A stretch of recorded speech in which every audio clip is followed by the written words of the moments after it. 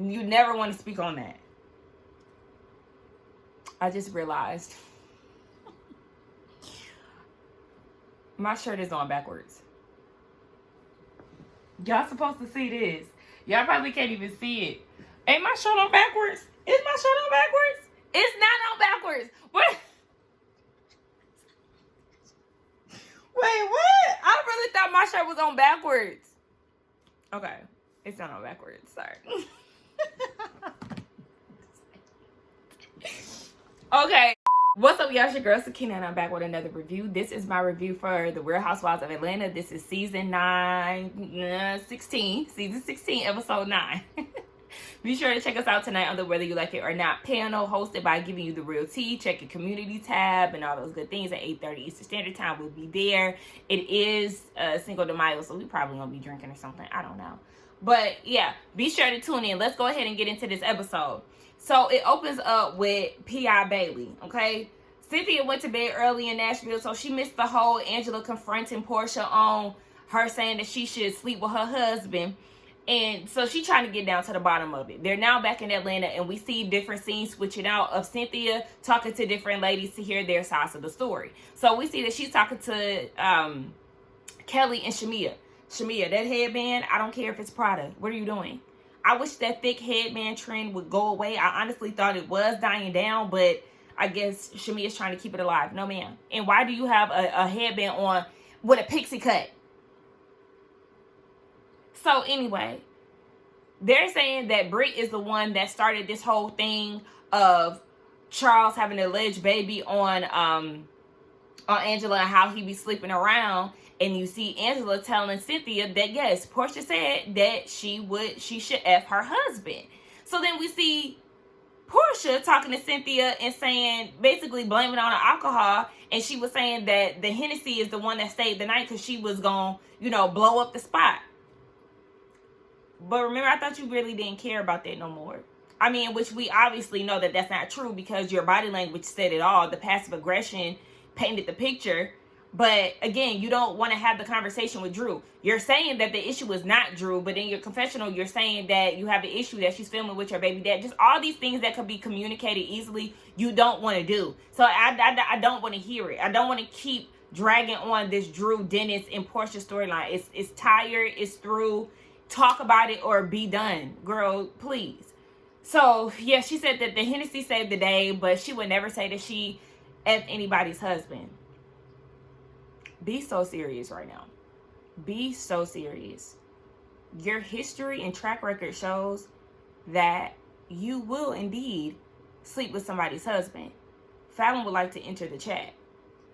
And if that's not true, then why don't you never want to speak on it? She never wants to speak on the situation with her assignment. You had opportunity to clear your name when Angela asked you to take accountability for your actions in Nashville. You didn't want to talk about it. You didn't want to talk about it when Kelly was asking you. And which I understand with the whole Kelly situation, it was a bit jarring. Like, girl, I just sat down, I just met you and you saying this out your mouth. But again, we can appreciate Miss Oakley for bringing it back around. You don't ever want to talk about taking accountability for your actions. And the reason why you don't want to talk about how you and Simon got together is because you was on that bull and you know that you took that lady's husband. Or slept with him, whatever you want to call it. So, girl, it's laughable. Mrs. Steal your man. We don't want to hear that. Just lying out them teeth. So anyway, back to Shamia, Kelly, and Angela. Shamia said she wanted to, test the waters and see how Angela was feeling a few days after the trip. And so Angela sent her a lengthy text message basically saying that this is a fake sisterhood, in which I know that Scotty is going to have a blast with it. She said that this is the fake sisterhood and basically they don't align with, values and morals. I mean, hello, did she lie again? I agree because I feel like it's very funny how Shamia, Kelly, and Britt, I said Cynthia too last episode, but Cynthia apparently was in the bed. But I think it's funny how they can all laugh and joke at the things that Porsha is saying about sleeping with a castmate's husband and basically using that as a threat. I think that's very telling about where y'all are. Y'all are a bunch of followers. Shamia, you wouldn't take kindly if she said that about your husband, or if any other woman for that matter said that about your husband. Kelly, you got on this show and told us, I'm going to say it again, that the reason why you are questioning why Porsha took Simon from Fallon is because you were cheated on in your relationship. And you didn't like that. You didn't take too kindly to that. But now it's all fun and games when y'all sitting around the pool and you up under Porsha's ass. Britt, again, I'm repeating the same thing that I said last week. Britt, you're the same one that throws your marriage in people's faces as if somebody gives a damn. But y'all think it's all fun and games. Let that bitch say that to y'all about y'all's husbands, and I'm sure it will be a different story. I'm sure y'all will feel the same way that Angela feels. I'm sure y'all too will be pulling out y'all's phone, recording, and going down there and checking shit. But when Angela do it, it's mysteriously an issue. Like, why is it an issue? Angela has become this villain, and it makes no sense. But yeah, y'all are a bunch of followers and flip-floppers. Like, how do y'all not check that as married women? How do y'all, no, Porsha, don't say nothing like that. That's effed up. Porsha keeps saying she don't remember anything, but then also blaming it on the alcohol. Girl, you know exactly what you said again, because you was not expecting Angela to come down there and check you. And when she did, you were lost for words, and so the best thing for you to do was to flee the scene. Cynthia's telling the ladies about the Bailey Q. She's doing it in honor of Juneteenth, and she's going to have a profit there. We don't need another prophet on Housewives of Atlanta, because y'all remember that season. What was that? The pandemic season with Drew and LaToya and the prophet in the Delilah spirit. I'm like, no, thank you. We do not need any prophets a part of this damn show. Kelly, this dog looks a mess. This dog looks a fool. And you spent $1,000, or you spend $1,000 on her maintenance. Now, there were some dogs that was purple and pink. I could deal with one solid color. Cha-Cha looks a mess. Cheetah print on the body. Pink ears. I don't know. Purple paws. I don't know. She got so many colors on her. And the bling and the lashes. The massages. The nails being painted now. Stop it. Stop it. You're wasting your money. You're literally wasting your money. Your dog looks crazy. I've seen dogs get dyes and all that stuff. Sometimes it looks cute, but this shit you doing right here, girl, you already owe one restaurant. That money could have went towards that. Girl, what? I just can't. So she's having a birthday party for the dog. Her oldest daughter, Chloe, isn't there because it's her weekend to be with her grandparents. So at least we know that much, that she does have some type of relationship with the other side, because we know that her ex-husband was like considered a dad to her. So she's with her grandparents, so she's not in attendance, but Britt shows up. And I like the way she keeps her dog groomed. Okay, I prefer the way Mimosa looks compared to Cha-Cha.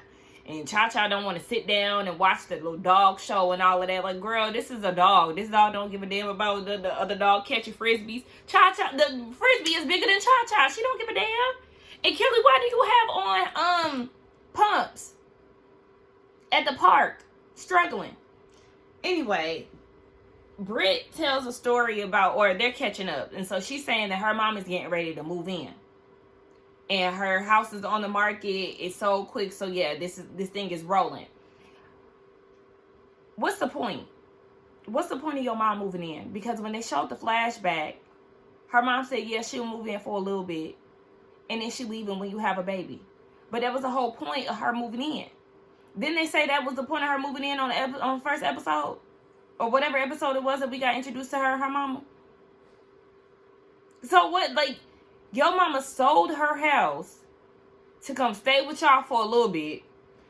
Meanwhile, y'all don't even have a set time of when y'all supposed to be having this baby, because you want the wedding first and Mike want the baby first. So y'all not on the same page with that. So mama moving in with y'all to do what exactly? Because she don't even want to be there. Yeah, I'll come and stay with y'all for a little bit. Then you could have just kept your house, because all of this, nothing is set in stone. This sounds like a damn mess. So her sisters is coming to help move her mom out, and we know that she had that one conversation with her sister. We seen that scene of her thinking her sister was jealous because Mike is always around, all that BS. So then when Kenya had exposed her at the shop, her other sister called him, which we remember that. And so they all supposed to get together, but the two sisters, they beefing. So I guess Britt's supposed to be like this peacemaker between the two of them. Child, whatever. I really don't even care about all of that. We know Britt to be a liar and putting 20 on 10, adding a little salt on the story to make it sound interesting. Like, none of this stuff makes sense. Your mama moving in, girl, it doesn't make sense. So you're probably lying about something. Porsha filming at her mama house, in which we know it's her house, her Duluth house. And she comes in with a dog for Pilar because she's sure that PJ feels her energy and, you know, how she's vibrating low. I'm like, was you ever really vibrating high? But okay. So, yes, her vibrations are low. So, to make up for that, she bought the baby a dog. So, then they talk about Nashville, her mama, and Lauren. And Lauren actually looks good in this scene. Because I already told y'all before on previous seasons or previous reviews how Lauren shows up looking disheveled at every turn. Every scene with Porsha and Lauren look like she'd been dragged through the streets. And I don't know if it's because she's Porsha's assistant, her right-hand man. I don't know. But the girl looks drained every time we see her. Hair just be disheveled. Just, my girl be looking like life is taking a toll. But anyway, she looked good here. So it's Miss Diane and Lauren talking to Porsha about Nashville, how it was so much fun, and until they got to the whole dinner thing with Dennis filming and how Drew is downstairs and now she got to deal with that, and she just wanted Dennis to choose her and Pilar for once. I gotta go with what everybody else is saying as far as the audacity of you to say that when you tried to fight his mama. When you tried to fight Dennis' mama, it was no PJ thoughts, no Dennis thoughts, like no togetherness when you tried to squabble up with his mama. Like, girl, what? Huh? Like, Porsha is a very audacious person. When you sit back and think about how she expects people to be with her, and then she's the total opposite to others. Like, she wants this loyalty and all these things from Shamia, but she hasn't given Shamia that. She wants Dennis to be loyal and thoughtful of the family. First of all, we already know Dennis is not loyal because he is the one who was cheating on you while you was pregnant and everything else. So to expect that from him is crazy. But you want these things from him, but then you're going to try to fight his mama. And then it's like, huh? You wasn't thinking about the family when you was trying to shift up the dynamic. Girl, please stop it. So, she's funny for that. So, she was saying that Cynthia, you know, talked her off the ledge. They was in the pool having a good time. She forgot that Angela's window was right there. And she was actually mocking Netta and Charles when she was saying all that Charles shit. Okay, in which we know that her and Shamia did have a scene where they was, you know, saying that they call Angela Netta because of the way she say Charles. Okay, but that wasn't the extent of the conversation. That might have been what started it, maybe. I'm sure that was a part of the conversation, but you telling half truths because you didn't want to, you left out the fact that you said that you would F that man. I think that's funny how you chose to leave that part out to your family and focus on calling her Big Bird. She just keeps saying that she don't remember stuff. Like, didn't she say she didn't remember it, calling her Big Bird? But then admitted to calling her Big Bird and saying, well, why can't I have a petty moment? Porsha, girl, bye with your lying ass. And if it was that simple, why you just ain't tell Angela, girl, we was mocking you because, you know, we call you Netta because you always saying Charles' name. Again, you left because you was lying. Shamia is meeting up with another surrogate, Asha. Asha, girl, did they not tell you to be camera ready because that gelled up? I don't know what that was. I don't know what her hair was giving. But it was not giving camera ready. But, okay, Shamia going through IVF again, and Asha is their new surrogate. Okay, Shamia, I'm tired of having the same conversation every time. Y'all know how I feel about it, how she needs to give this a rest, okay? Her baby is 1 and still having health issues, so that's her life. moving on. So we get over to Angela. She working out with Charles, or Charles is telling her to work out. And so her body is really nice. I think Angela is very pretty. Episode, I think it was the episode when we got introduced to their family. I was like, okay, body is definitely tea. And now we see why. So she's telling him about the Nashville trip. And he was like playing devil's advocate, like, how you gonna invite somebody to somebody else's stuff? Like, how that work? And I do like the fact that he is keeping it honest with her. Because I do the same thing. I don't always try to play devil's advocate, but I do like to be realistic about things. And so I can identify with Charles when it comes down to that. Because it's like, yeah, girl, how are you going to invite somebody to somebody else's thing? Like, let's be for real. So she was like, well, you keep riding on that Porsha train all you want, because he was definitely siding with Porsha with all the things that she was saying. So she was like, so when I went to bed, I overheard them talking about me and you. And so I'll go downstairs and check them, because she's apparently saying that you easy to get with. You got some girl in New York.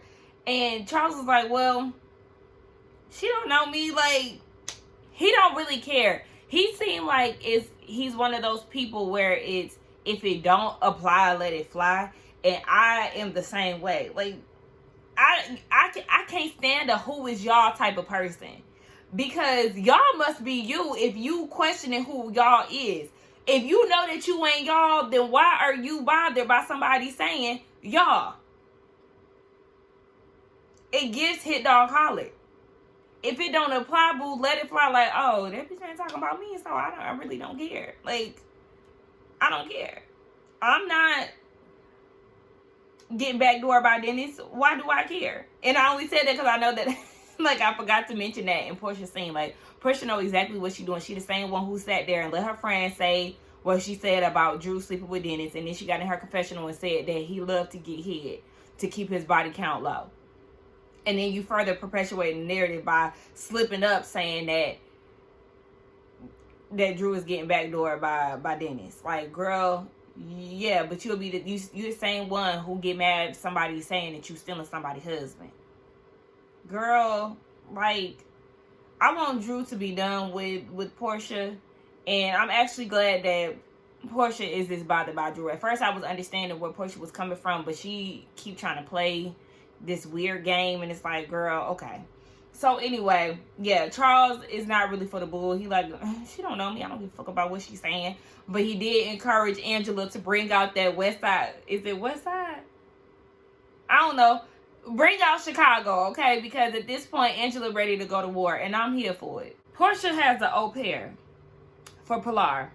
I know Kenya had one. And it made sense for Kenya because she has a small family support system. You know, she was taking Brooklyn everywhere, cash trips and all those things. Porsha, you got your mama, your sister. That's not their, you know, their duty to take care of. But, you know, she also has her dad. What you need an au pair for? It just seemed like something to do. I don't know. It just seemed like something to do, if you ask me. But it's something to film. I don't know. So they have the au pair come. She invites Dennis over so they can get to know her. All right. So then she wants to talk to Dennis to the side about this whole Drew thing again. I'm tired of talking about this, but basically, Dennis is in her confessionals too, because she's talking about now that Dennis is an honorary house husband. And then he comes into her confessional and pulls up a chair. So they in this confessional together. Okay. And he's like, because production is like, well, why did Porsha have to find out from somebody else that you was filming with Drew? And he was like, I didn't even know that I was filming. I just showed up and cameras was there. No, baby. The cameras was there and then Drew showed up. You knew exactly what you were signing up for. But okay, whatever. I forgot to mention Porsha sitting there lying, talking about Dennis said Drew wanted to sleep with him when that wasn't even the case. Had the nerve to pull up receipts that were not even there. The receipts fell flat just the same way as she tried to pull receipts out on the Zoom meeting reunion that they had, talking about Kenya was talking shit about Cynthia, whatever, and she read the text and sent it to Andy and it was a flop. Like, girl, you have a track record of saying something that is not true. She's truly a liar. It's like, come on, the jig is up. Find something else to talk about. And so again, it is not that big of a deal at this point. I'm fuckless to the whole situation, but Porsha says she's moving on for the sake of, you know, them co-parenting and having a friendship. Again, she's calling him bro. Y'all don't have a bro relationship.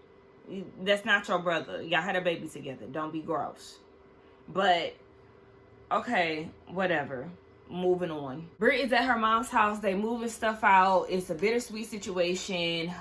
We learned that their dad had built the house for them in 2014, and he didn't even make it a year before he passed away. Her sister Cher, the one she had the dinner with, is feeling some type of way because she's like, why can't we have, like, you know, a central unit, a place where we can call home that we can go to? And their mom is like, she don't want to deal with that no more. She want to live her own life. She had been with their dad since she was 17, and so she's ready to do her own thing. And her sister Cher is just taking this hard because basically it seemed like this is something that she always leaned on, like, you know, the family unit, the house, going back, having something to go to. And that's just not what her mom is on, because her sister is like, how dare you sell my dad's stuff? Like, this is crazy. And her mom was like, yo, how dare he leave me? And it was like, girl, I mean, he passed from illness, didn't he? It's not like he up the street, girl. Okay. But she was like, yeah, don't try to tell me how to run my shit.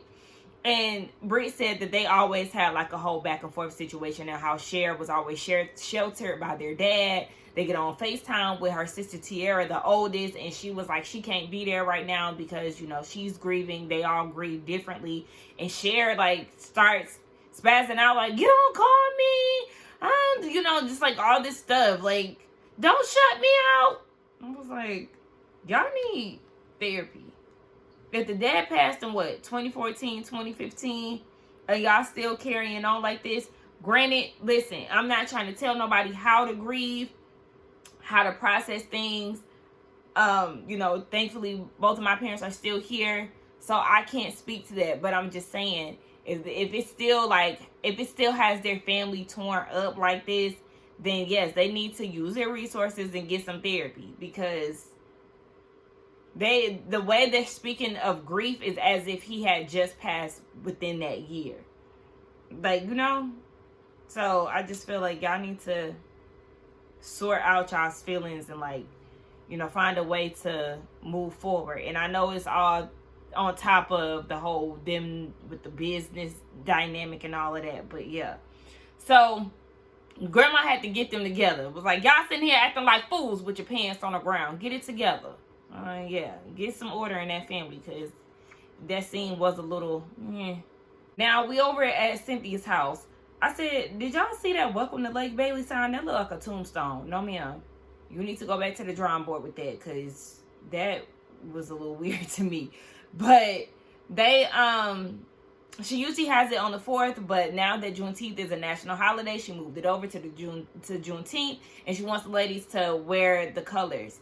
And so the first person to arrive is Britt, and she tells her about the prophet that shows up. The prophet actually comes in next, and she's reading Britt's body language or whatever the case may be. And so she's like, the energy here is giving, you need to put yourself first, especially with the business aspect. It looks like you're getting into a new business venture, and that's what we learned in Britt's confessional, which I do like that confessional look with the little side bang with the hair up and the hair down and the dress. I think that might be my favorite look of hers.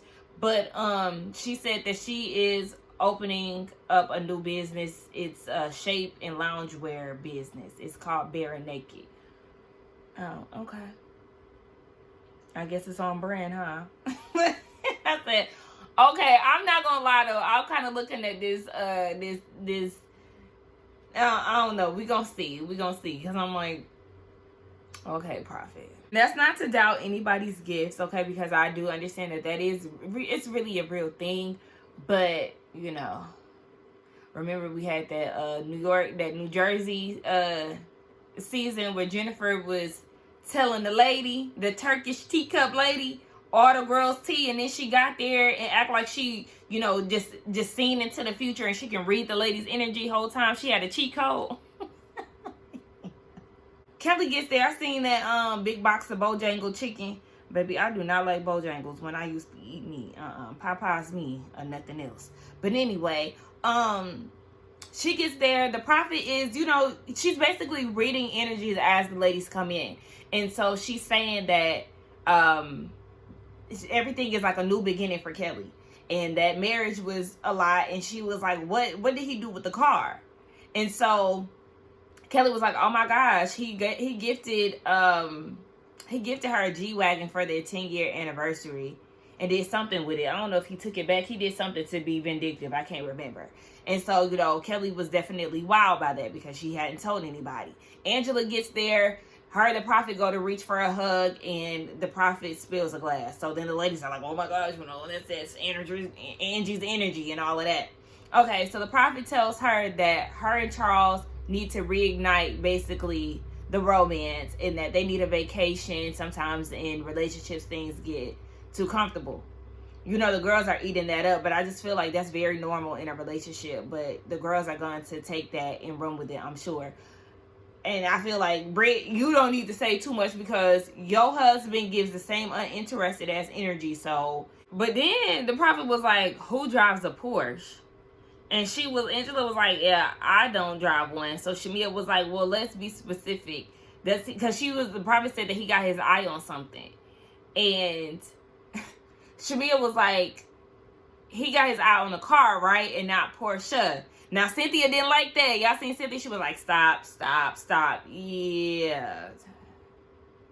So she's telling Shamia, girl, I could have took the dashiki, but you played it up with the necklace, and then on top of that, you got earrings that drape down to the necklace. Like, girl, it's too much. Take the necklace off, because you just got too much going on. And then she got the grill in her mouth. Like, okay, you got to take something off. So, specifically the necklace.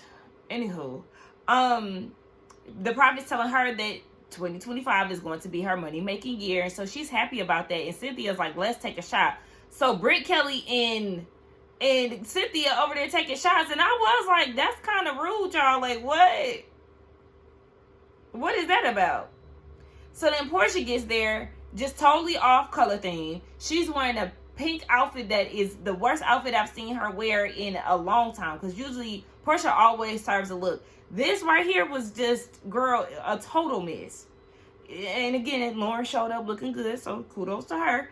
But what? Cynthia sits her next to Angela, and Angela says she gets nothing from her.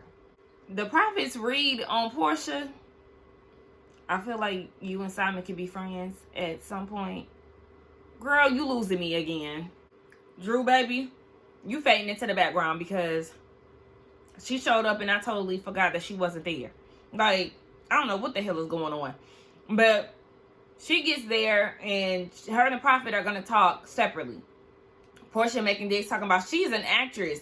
Okay, so she feels Porsha is feeling some type of way that Drew wants to speak to the Prophet privately. She doesn't want to speak in front of the girls. I don't blame her because the girls definitely gonna be trying to, you know, make something out of nothing or whatever the case may be. So Porsha's like, she want to say stuff out. She want to be all shy in public, but speak her truth out loud in private. Don't you do that? Then you just run from Angela when she was trying to figure out what you said about her husband, but then get in the confessional and say stuff like, why can't I be petty? Why can't I? Yeah, you do the same thing. Britt is asking, I don't know, I feel like the Prophet was spot on. Don't you think, you know, getting all her attention to Angela? And Angela was like, spot on about what? Like, do you have something that you have to say to me? Because, like, the energy, again, is another Britt in Angela's showdown. And Britt is like, Do you not understand the words coming out of my mouth? Angela trying to tell her to calm down because this is very reminiscent of the peace brunch. And she's like, calm down. I should be able to read the words with that big ass mouth. And Britt is like, you need to use your mouth more often. Angela said, I do, but not as often as you with them stretch marks around your mouth. So Britt gets up and was like, show me where. Girl, sit down. You and that ill-proportioned booty need to have a seat, because when you get up, that's how things can escalate. So they trying to get her to sit down, and Britt is like, show me. And Angela said, you got miles on that mouth. And then, I don't know, Britt said something which caused Angela to say, I'm married. And then she said, Britt, you're a whore. I don't know why that was so funny. Angela, what? Britt, you're a whore. Okay. She said, but what I do know is you definitely use your mouth more than me, according to them photos, baby. That mouth got mileage. You're a whore. Then she said it again. Britt, you're a whore. You're a whore. And they're like, oh my God, you know, everybody acting all shocked. Oh, so it's a problem with her calling Britt a whore. But it was okay for Porsha to say that she was going to sleep with Charles. Y'all, please stop with the fake uproar. Cut it the fuck out. And Britt is like, oh, well, maybe you need to learn how to be a whore in the bedroom to keep your man. Girl, please, that shit don't keep no fucking body. Girl, gone. Drew staying out of the mess. I don't know if she over there talking to the prophet. I don't know what it is, but she out the way. She like, the ancestors is looking down in disgust, honey. Yeah, because this is a Juneteenth event. We supposed to be having fun. But whatever. So, they continuously going back and forth. And, basically, Angela's telling her she needs to mind her marriage. And Britt is like, your husband don't even acknowledge that y'all been together for 10 years. He definitely does. He definitely does. If you go on his page, I was on his page a couple nights ago. He acknowledges his wife all the time. So, Britt, what are you talking about? Girl, at this point, you just saying anything. And then she said, but does he acknowledge that baby? And then here come Kelly. But does he acknowledge that baby? Skirt! Because now you about to piss me off, because this don't have nothing to do with you. So I don't even understand why you co-signing a bitch that you're not even about to be friends with in a couple of weeks. This don't have nothing to do with you. Angela has done nothing to you, Kelly, from what we've seen, for you to be acting like this. Again, it's giving Porsha's puppets, because where the fuck did this energy come from you? Knock down. Sorry, Kelly. Angela, you've been promoted to #1, because Kelly, you've definitely displayed flip-flopping energy and weird-ass energy ever since you done got cool with Porsha. You lied and said that you got your answer. You got the answer that you wanted as far as why she took Simon from Fallon. That was a lie. You making it, oh, I didn't hear the whole Brit situation, but then you get in interviews and you, now all of a sudden you've heard it and didn't know that it was directed to, like, it's too much inconsistency with you, baby, and I don't like that. I thought you was a girl that was gonna stand on your shit. Clearly not. You're on the wrong team. Angela's like, look, what baby? And if you got receipts, you better bring them. So they end up eating. The food look good as hell. And Cynthia pulls Porsha and Angela to another room to have a conversation. And Angela is like, you know, I thought you understood why I invited Drew, but it just seemed like as the night went on, you just started to attack me. From Porsha's point of view, she feels like you invited her for whatever reason, like she wasn't invited, but you know, they're past that. It's whatever. It's not even about you. So Angela was like, okay, so the whole 3 a.m. conversation, was that about me? And Porsha's like, well, you came into a complete after party. Somebody mentioned Charles, and I was like, yeah, why is Angela always bringing Charles up to me? Now, this was a moment I wanted Angela to say, but you're the one who brought my husband up to begin with, to start this whole thing. Did you forget the bank where you said that you heard some things about her husband? Like, I wanted her to address that, but she said, you know, you're the one who said you wanted to F my husband. And what you gonna do? Blame it on the alcohol? And I'm finding that Porsha is definitely, you know, it's different stories. I thought it was the whole Netta thing when you was talking to your mama. And then when it came down to the initial confrontation between you and Angela, you were saying that you ain't never said nothing like that. You see the inconsistencies? And then here she is in this setting again with Angela lying. Talking about, oh, I'm not that person. Yes, you are. Again, you are that person. And I will say it again, because if you were not that person, then you would have cleared up what happened between you and Simon. But you can't conjure up a story that's logical enough for people to be like, oh yeah, I get that. So yeah, cut it. And then I find it very odd now that she is copping to it in her confessional. In saying that, first of all, Angela said that it was done behind her. It was said behind her back. And Porsha said it wasn't. She was supposed to be asleep. Is that not talking about somebody behind their back? Like, come on. And then it's like the nerve of you to try to cope the comment as like her just having fun with her friends. Her just kikiing with her friends. Sorry, Angela, I was having fun with my friends. Are you serious? That's what you deem as fun? Making inappropriate comments about somebody else's husband? That's what you deem as fun. This is y'all's homegirl. Shamia, Britt, Kelly. This is what she likes to do for fun. Talk about sleeping with other people's men and actually executing it. So what? This is weird. And the fact that she is like basically trying to justify it and making it out as if Angela is the weird one for having an issue with that. Meanwhile, it's her husband that you're talking about. Is crazy to me.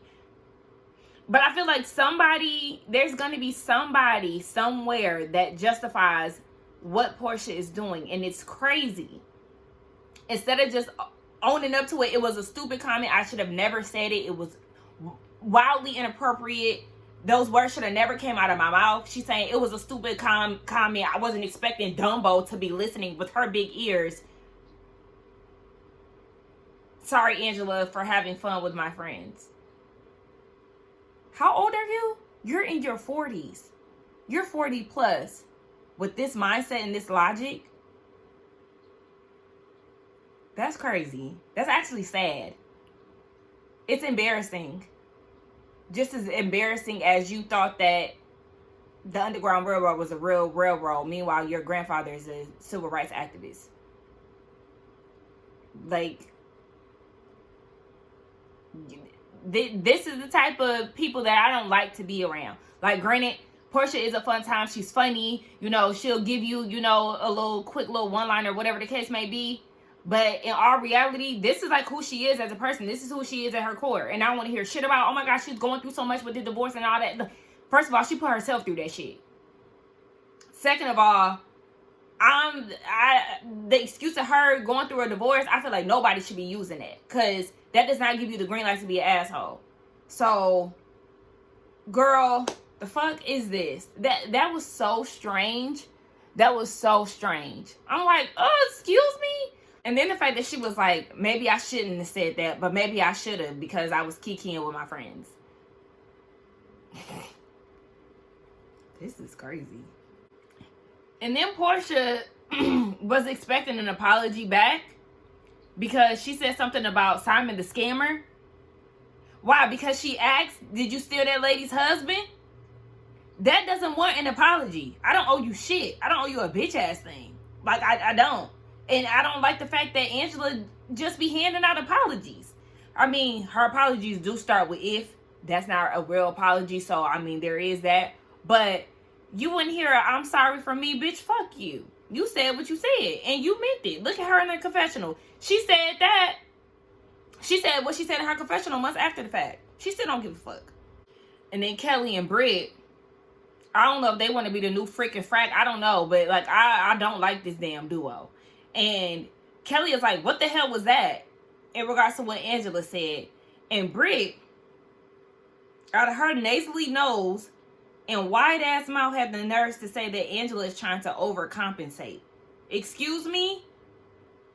Says the woman who was pressed about somebody asking about your engagement ring. Again, you let this whole engagement question that Kenya asked you at introduction run on from episode to episode. And trying to throw your husband in the faces of the ladies as if he is something to brag about. As if we seen anything on this show that would give us any inkling that yes, Mike is that nigga. Mike is husband of the year. Girl, what? Talk about overcompensation again. Britt talks about a lot of stuff when it comes down to the other women, and it's very projection based.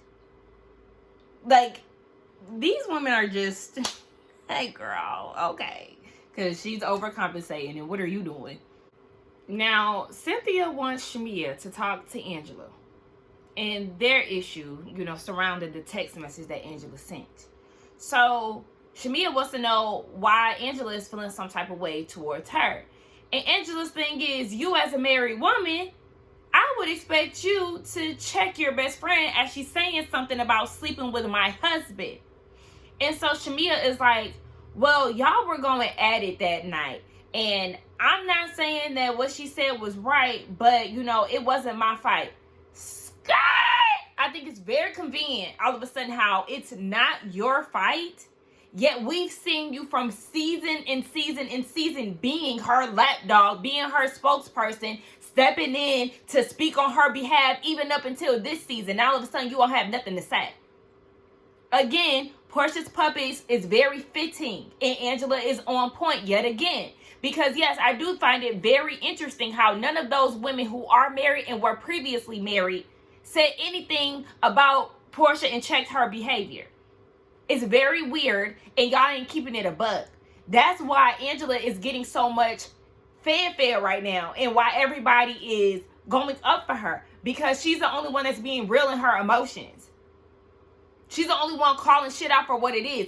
Kelly did have that. Kelly had that from my perspective on episode 1 when she asked Porsha why she stole that that lady's husband.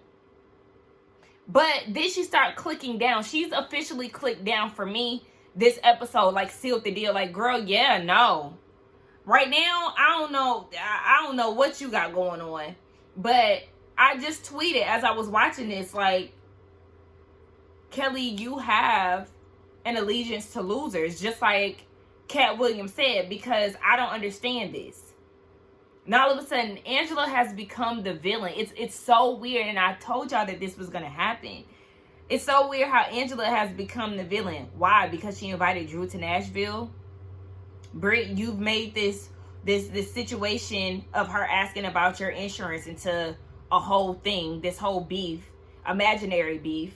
Kelly, you don't have any issues with her, but you're just siding with, again, losers. You're siding with Britt. Co-signing, oh yeah, but do the world know about that baby though? Not too much. Not too much. Not too much. Because this don't have nothing to do with you. And Angela ain't never said nothing to you crazy from what we see. But we also know that apparently Kelly was talking about Angela behind her back, according to Drew. And I'm still wondering what was that about and what was said. Shamia, lapdog of the year, sidekick of the year, you gonna let your friend say whatever the hell about somebody else's union, meanwhile you got yours, and I'm sure if she said that about yours, you wouldn't take it too lightly. Y'all look and sound crazy. That is mighty convenient that all of a sudden this is not your fucking fight. And Shamia is going with the same bird brain logic that Porsha is going with. Oh my gosh, it was funny. It was funny. Oh, okay. So when somebody started talking about your husband, because I'm sure that's next up. Listen, when you get on these Housewives shows, nobody's marriage is safe. So when your marriage becomes under the radar, I hope that Angela has the same kikis and giggles for your ass too, since it's so fucking funny. Like, girl, please get these. The end of the Bailey Q, y'all. I think it was another good episode. They got me pretty riled up. I feel like I don't be cussing that much in my videos, and I feel like I got a little, explicit, put a parental advisory on here, because like I still be cussing, but like I don't be cussing all that much. But I feel like I was definitely cussing a lot more than usual lately with this episode. So it was pretty good because they, you know, they annoyed me. But again, losers. Okay, a room full of losers, and Angela is the only one fighting back, standing up, and standing 10 toes down on what she says. Well, minus the apologies. Like, she needs to stop apologizing. But Kelly, demoted. Britt, Bart Brain. Shamia, lapdog. Porsha, leader of the clowns. Like, oh my gosh. Let's get down in the comments and talk. Don't forget to like, comment, and subscribe to my channel. Be sure to check us out again for tonight's Whether You Like It or Not panel at 8:30 Eastern Standard Time. And I will see y'all in the next one. Bye.